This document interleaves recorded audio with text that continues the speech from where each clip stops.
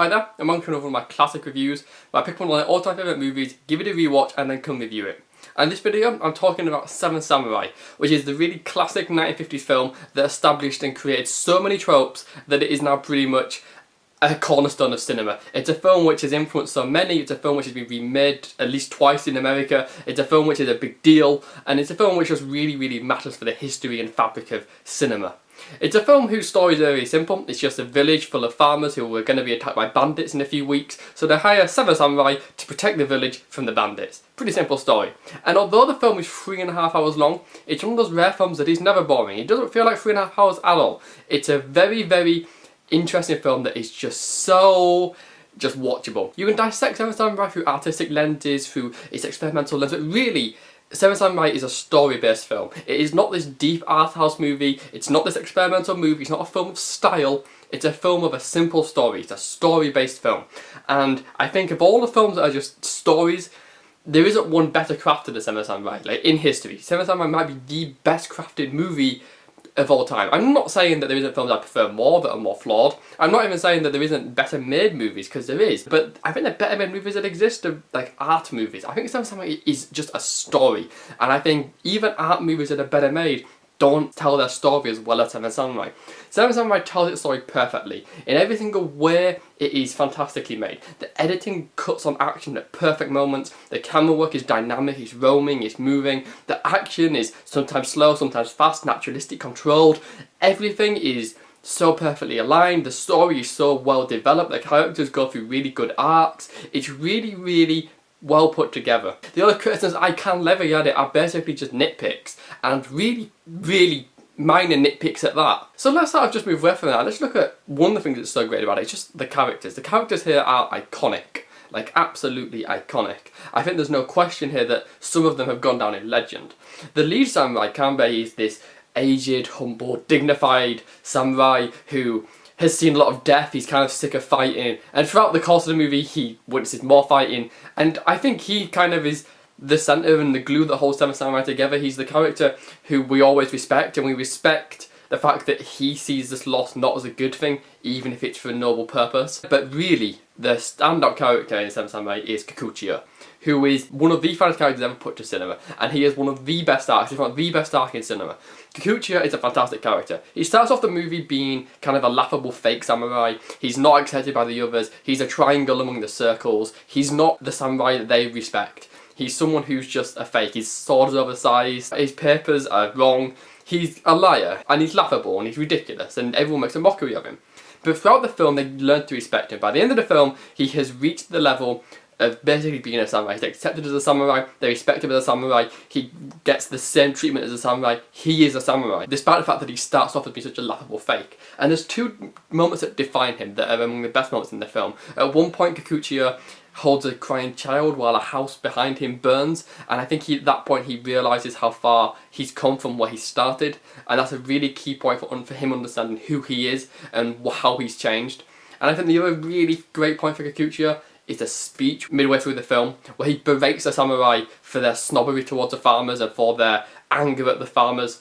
And I think it's the best moment in a film filled with so many fantastic moments. It's a moment where Kikuchiyo really reveals who he is. Like, not just in a literal sense, but in a very much he reveals how he feels. The facade is gone, and he berates the samurai for the society they live in, for the responsibility and the oppression that goes on, and for the samurai just looking down on those lower than them, and for the idea that the samurai are so honourable. And I think Kikuchiyo's kind of revelation here that he doesn't find honour and respect among the samurai is really kind of interesting, because that's something he seems to want to be, and it's such a fantastic moment that breaks apart the film. I think it's a moment where all of the violent world around them, we see the clarity. This is a film where the bandits are the bad guys, but there's a point to be made about how the bandits and the samurai both lead to the cycles of violence that oppress the peasants. It's not just the bandits who are wrong in this world. And so Kikuchiyo laying that bare in such a brutal, honest fashion that breaks the heart of the other characters is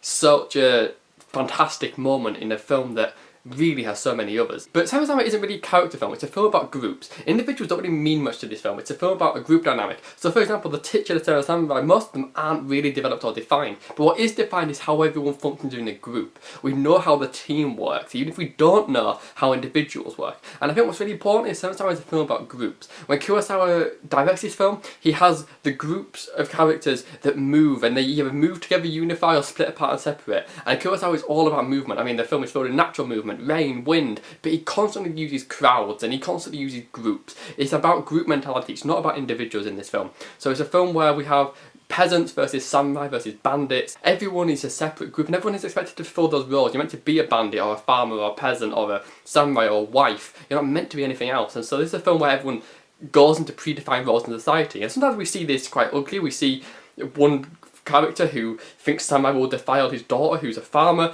and so he gets really angry at her, and that kind of emphasises an ugly truth to a society where everyone's defined. In a way, it shows the follies of feudalism, the follies of class, the follies of privilege. It shows how bad they can be. And so Seven Samurai really is a film about the group mentality. It's about how people work in a collectivist sense. It's not about individuality, and that's kind of something that makes it a bit different to films with just like a singular action hero.